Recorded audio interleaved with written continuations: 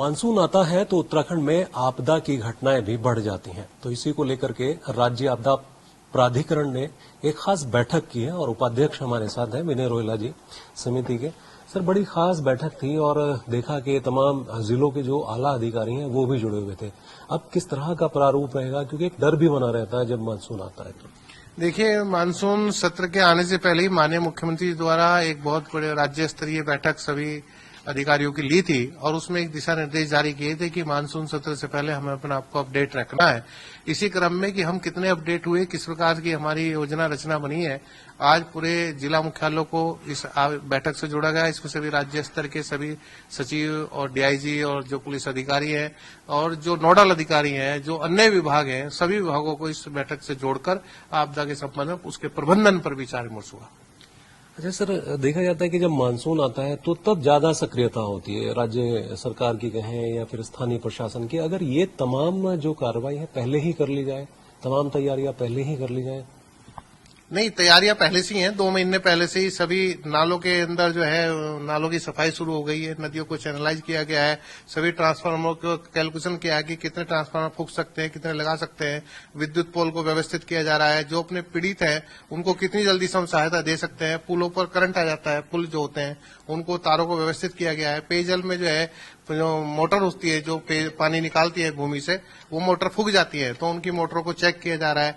जो अपनी गर्भवती महिलाएं हैं कि उनको ये देखकर कि उनको गर्भवती महिलाओं को किसी प्रकार की दिक्कत ना हो उसके संबंध में चर्चा की गई है। बच्चे विकलांग हैं, उन विकलांगों को भी कि हम कोई आपदा आ जाए तो वहां विकलांग यदि कोई कहीं आश्रम है या कोई स्थान है जहां विकलांग है उनको रखा गया है। बच्चों की सुरक्षा के लिए भी चर्चा हुई है और सांप से या जंतुओं से किसी प्रकार की हानि हो तो सांप की दवाई जो है सभी हॉस्पिटलों में सुचारू रूप से हो उसके लिए भी निर्देश यहाँ से दिए गए हैं।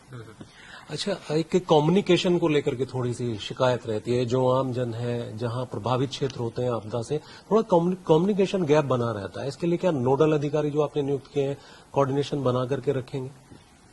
कॉम्बिनेशन के लिए जो आपदा का एक कॉमन कॉल नंबर है उसको सब जगह से ये कहा गया है कि फेसबुक पे, सोशल मीडिया पे और सभी अखबारों में और होर्डिंग पोस्टरों पे सब लोगों को बताया जाए और इस प्रकार से जनता के बीच में वो नंबर एक प्रचलित नंबर हो कि अगर उस पर फोन आए तो तुरंत उसका सहारा ले चुके। इसी प्रकार से इस कार्यों के अंदर देखा गया है कि जो जहां सड़क मार्ग अवरुद्ध हो जाते हैं तो यहां से ये कहा गया है और इस दिशा में प्रयास माननीय मुख्यमंत्री जी ने निर्देश दिए थे कि किया जाए कि वहां पे पैदल मार्ग कौन से हो सकते हैं। ट्रैफिक रुक जाता है, आगे की सड़क चौक हो जाती है तो पैदल मार्गों को भी खोज करने के लिए और उनको व्यवस्थित करने के लिए पूरी जानकारी करी गई है। इस प्रकार से जो कंट्रोल रूम है उस कंट्रोल रूम के अंतर्गत सभी व्यवस्थाएं, यंत्र और उसके संयंत्र जितने हैं सुव्यवस्थित रूप से काम करें, उनको चेकिंग करें और जहां बाढ़ग्रस्त एरिया है, जहां बाढ़ आती है वहां पे बोट, नाव और हमारे टेलीफोन ऑपरेटर और सैटेलाइट फोन सब सुव्यवस्थित रूप से हो, ऐसा प्रयास किया गया है।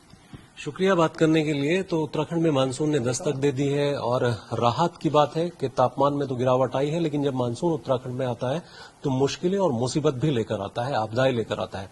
लेकिन अब राज्य आपदा प्राधिकरण समिति ने जो खास बैठक की है वो इसीलिए की है कि अगर किसी तरह की कोई आपदा आती है, कोई घटना दुर्घटना होती है तो तुरंत मौके पर आला अधिकारी पहुंचे और जो भी समस्या है उसका निराकरण हो। कैमरा सहयोगी सौरभ के साथ मैं राव शफात अली, खबरें अभी तक, देहरादून।